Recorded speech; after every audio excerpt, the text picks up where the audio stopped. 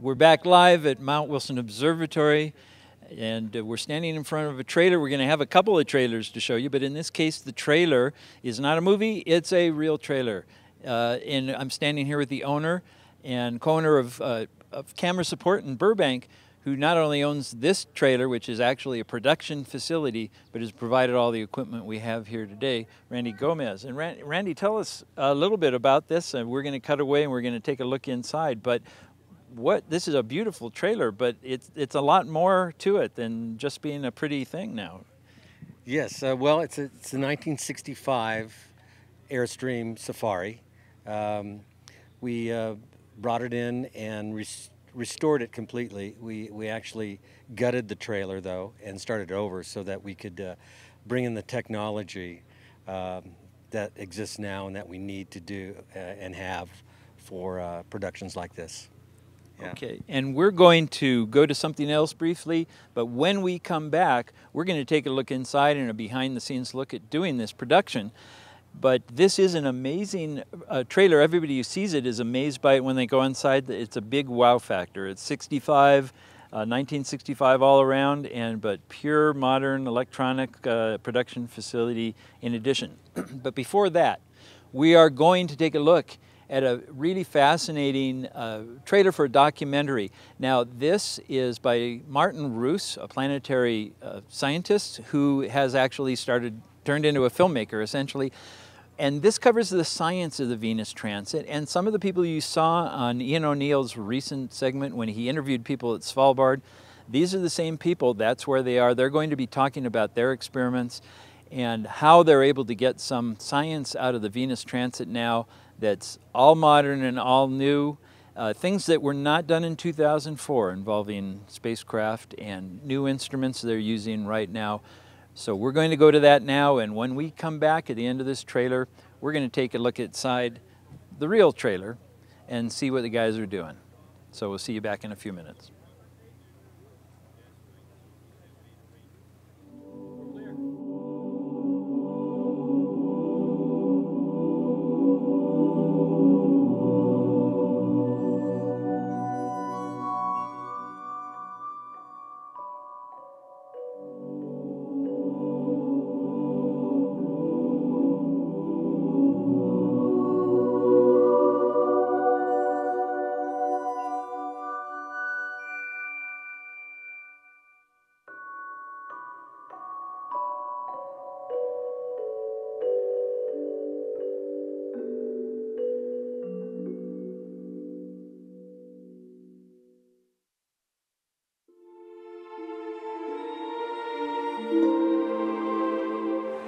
Depuis toujours, on voulait connaître la distance des corps du système solaire et en particulier la distance Terre-Soleil. Ça a été vraiment un grand problème dans l'histoire de l'astronomie. Mais grâce à Kepler, on a de nouvelles idées. Les fameuses lois de Kepler, elles nous disent entre autres que si on connaît une seule distance dans le système solaire, on les connaît toutes. Eh bien, inutile de mesurer la distance Terre-Soleil, autant mesurer la distance Terre-Vénus. Edward Halley is een uitermate fascinerende figuur, omdat hij zelf een methode bedacht heeft waarop je dus de afstand van de aarde tot de zon precies kon bepalen. Dat was met behulp van de Venusovergang door de momenten van intreden en uittreden precies te bepalen. En hij heeft daarom inderdaad gewoon ook de oproep gedaan, de diligent searches of the heavens, zoals je dat beschreef, om vooral op te letten in de jaren 60, als in 1761 en 1769 de Venusovergang zou zijn, om dan die bepaling te doen op al die plaatsen op aarde, om dan die belangrijke afstand, die immers de maat voor het heelal was, om die te kunnen bepalen.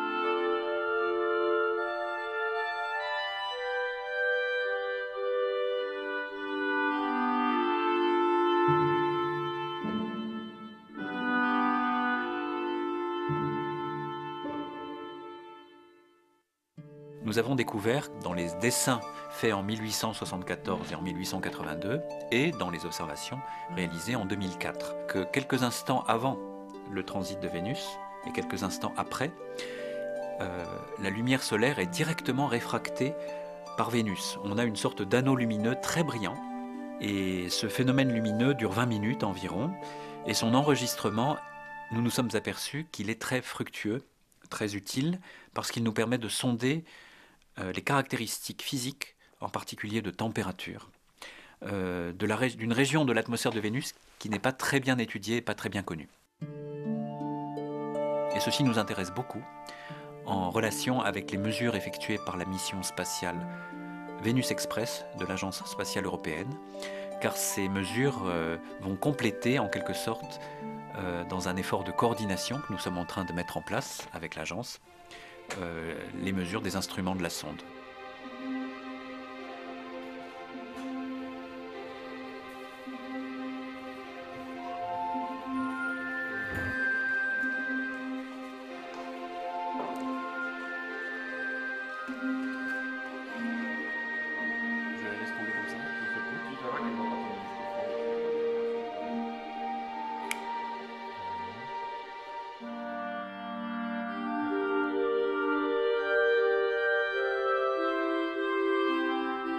Stiamo preparando un'esperienza per osservare il passaggio di Venere davanti al Sole, in particolare gli effetti dell'atmosfera che provoca questa sottile aureola luminosa all'ingresso e all'uscita del transito. Quindi per nascondere il Sole e avere un migliore contrasto su questo debole segnale utilizziamo dei coronografi che sono stati costruiti qui all'osservatorio della Côte d'Azur in collaborazione con l'osservatorio di Parigi. Speriamo che tutto funzioni bene, le condizioni meteorologiche sono sempre una sfida, gli strumenti non si sa mai, ci possono essere dei piccoli contrattempi, comunque fino ad oggi siamo ancora riusciti a mantenere il calendario previsto, quindi speriamo di riuscire a starci coi tempi e a utilizzare gli strumenti in modo adeguato. Un tour ne nous aide pas parce qu'elle est très instable, bien sûr. Vai haver observações coordenadas no Japão, na Austrália, na Índia, no Havaí. Eu provavelmente irei para o Observatório de Udaipur na Índia e é algo muito bonito porque no fundo é uma espécie de utopia mundial porque temos gente de todo o mundo que está integrada e as equipes são compostas por pessoas de todos os países para o mesmo objetivo, a trabalhar em conjunto, o que é muito agradável. Eu estou muito contente de podendo participar disso, de estar no momento certo, no local certo, com as pessoas certas, para poder trabalhar e fazer ciência em cima desse evento, que é muito importante. E é o único, é o momento certo de estar lá, eu sou realmente contente.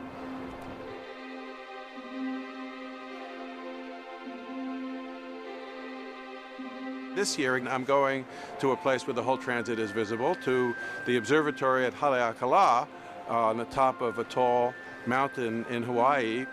I observed the transit of Venus showing the atmosphere of Venus the last time, about 25 minutes before it went into the sun, as seen from a NASA spacecraft called the Transition Region and Coronal Explorer, or TRACE. And also, as an analog to exoplanet transits, we're working with the spacecraft that makes very accurate observations of the total solar intensity, and we will detect, as I know we did in 2004, the drop in intensity of the sun by 0.1% because of the area of Venus being 0.1% the size of the area of the sun.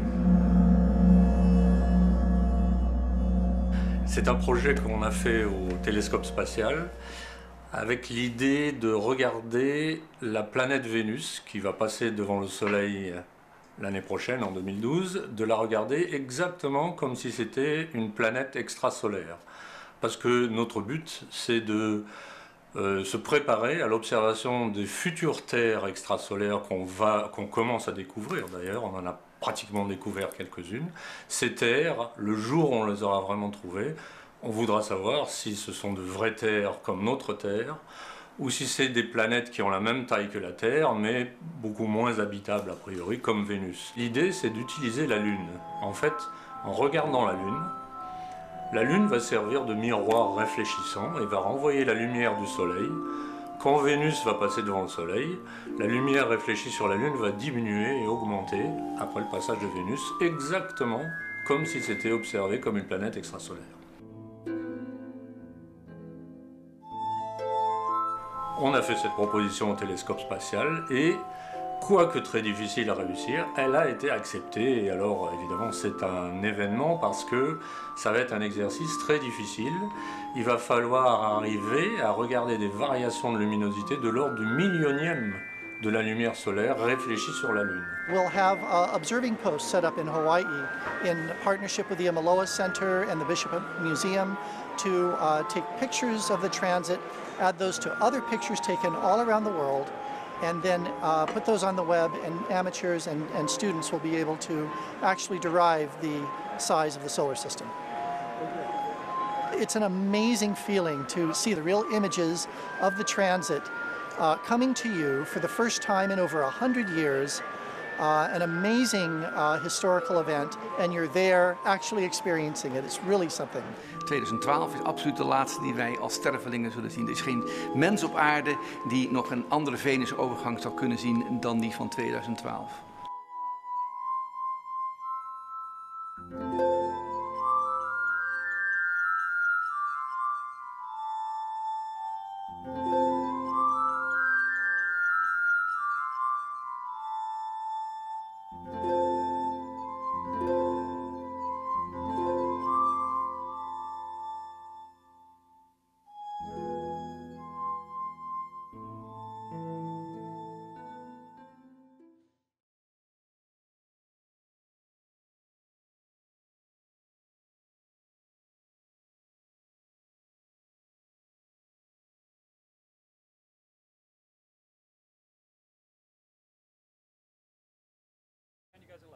Okay, and we're back, and we have another kind of trailer for you. Like I said before, we're here with Randy Gomez, co-owner of Camera Support, who's provided all the stuff here that you might have seen some of and not all of it.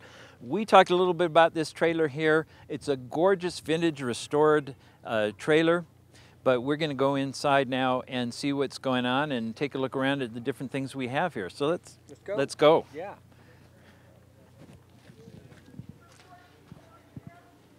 Okay. Wow. I mean, everybody's impressed by this when they see it and come in and see this fantastic, you said white birch? Yes. And some of the things that you have around here, but the facilities too. Why don't you tell us a little bit about it? Okay, well, what we did is we pretty much stripped the trailer down to the axle and we started over. We wanted to pre-wire it all to be able to do location shoots, and so we put in the technology necessary for that. But we also wanted to, you know, bring back kind of the Hollywood feeling to it. So it's we put in this white birch interior and did the vintage lights, and you see some 1950 Pontiac hood ornaments up there, just as decoration. But really, that is really just secondary to the technology. Got a microphone here too. Yeah, that's pretty cool. And as you can see, if you do a 180 here, you'll be able to see the galley, which sports right now a great technician helping with our webcast today. But behind him we have a old O'Keefe and Merritt stove. We have a polished aluminum hood there, a full galley, a little wine refrigerator off to the left, and an espresso machine to keep everybody happy. And the rest is really meant to service the industry. So currently we have the TriCaster, the new tech TriCaster here, providing all the technology that you see today. Here's this is Brett, and Brett's operating the TriCaster. This is a very specialized thing. Can you tell us a little bit about how this thing works? So this is the TriCaster. It's this is the 850. So this takes up to 8 camera inputs and also an additional 8 virtual inputs. As you can see here, all the cameras are outlined on the control board, and so basically my job is to switch between them. and to make sure that, as according to our director over here, that all the shots are exactly what needs to happen, and all the audio is good, and all of our pre-roll video is rolling correctly. And so this is really, it's built on top of a computer. It is. It's actually a Windows-based system. Mm-hmm. And so this is kind of new age in the sense that it's also made specifically for taking all kinds of inputs and putting out a streaming video for the web as well as everything else. Is there anything, other special features about this? There is actually. You can do a lot of green screening as well, so you can do a live mat and have have your newsreader sets and talk shows and that sort of thing, and basically just shoot against a green screen, and the TriCaster will put your set in there live. I heard someone call this a studio in a box. It most certainly is. Well, I mean, as you can see today, we're putting on basically a TV show, and we're out in the middle of, or up in the mountains, so it's a very impressive machine. And in real style inside of this thing too. This is a little bit better than the usual van or something like that. Absolutely. I'm used to a lot of the time, with these fly packs where we go out on site, we're in little pop-up tents. So this is definitely this is luxury in comparison. Take camera 3, Brad, while you're there. Certainly. See the outside. That's where we are. We're inside that box. Okay, so now we're showing the Airstream trailer, and that's what we're inside of here. It's getting a little chilly outside. It was cool in here earlier when it was warm out, and now we are sitting in nice warmth when it's cool out there. A beautiful spot looking out over the Los Angeles basin out towards the ocean there. And so that's what it is. Now, the person who's switching the cameras here, I want to get to him before he tries to take us away there.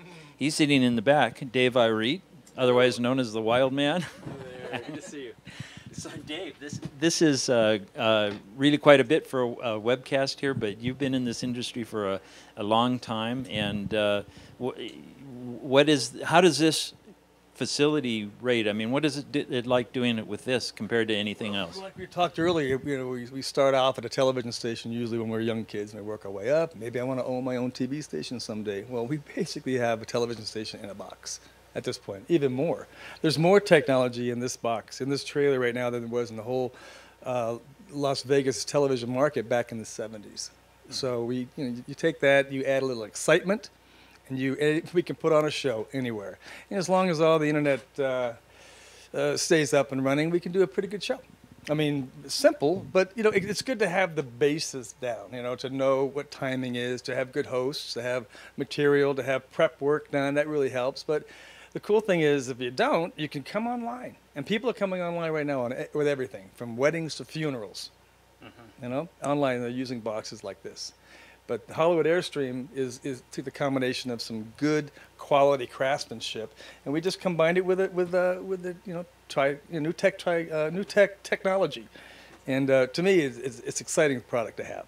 So if you got an idea, if you have an idea and you want to stream it from just about anywhere, you've got it now. It's not just the one on your phone, which it'll be out there. You can broadcast on your phone, but this basically has everything you can need.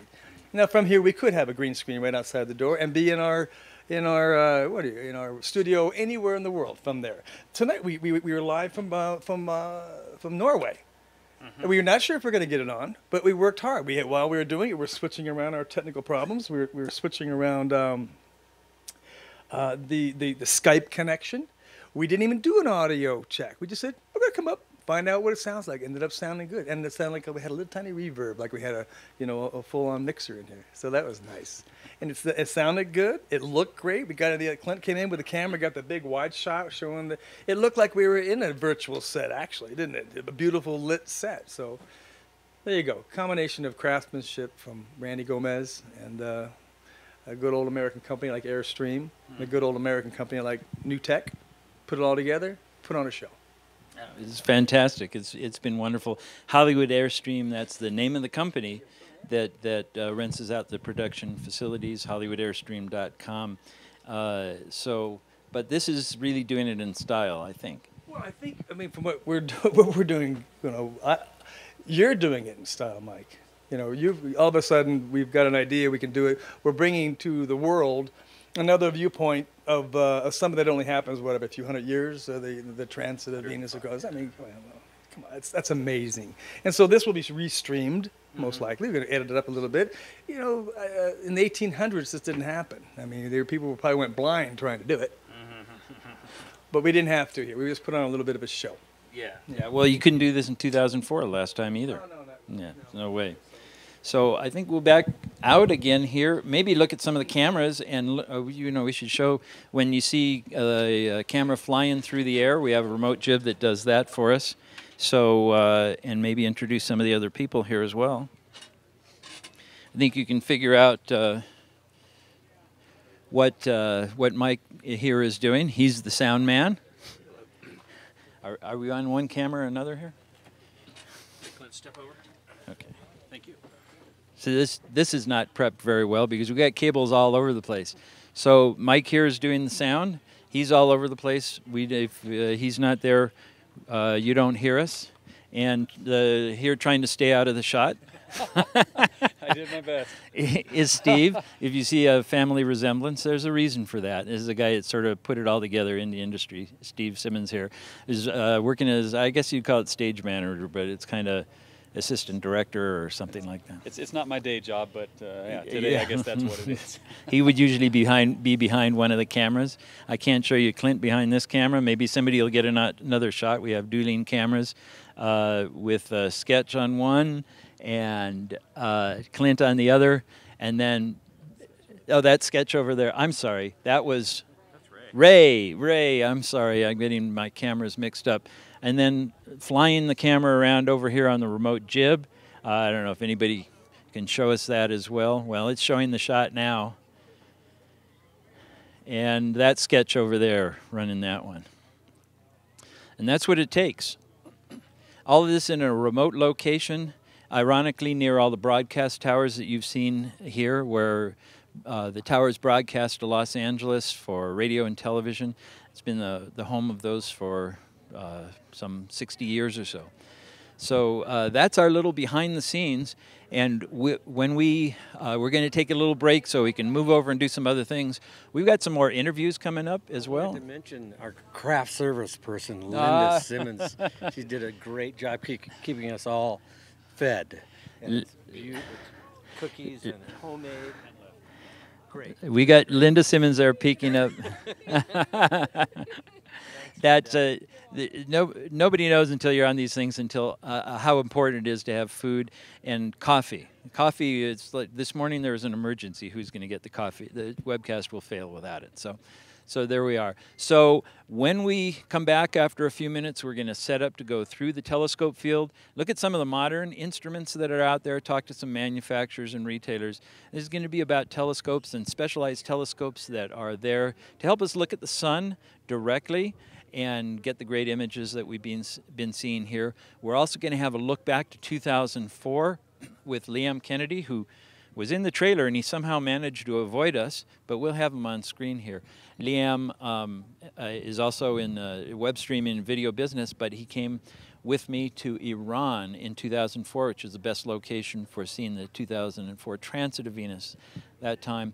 So we will have that, and we're also going to have some people who work together on the incredible web app that Astronomers Without Borders has, and hopefully you've seen that on the Astronomers Without Borders website as well. I know there was a glitch with the website. I don't know how long it was down, but we have lots of people on astronomerswithoutborders.org now. And we'll be back in just a few minutes, and we're going to talk a little bit more as well about Prometheus, the movie from 20th Century Fox that is bringing this entire webcast to us in its place in the scientific future that really kind of ties into some of the things we've been talking about here. So we'll be back in just a few minutes while we get all these camera guys back to work out in the field here.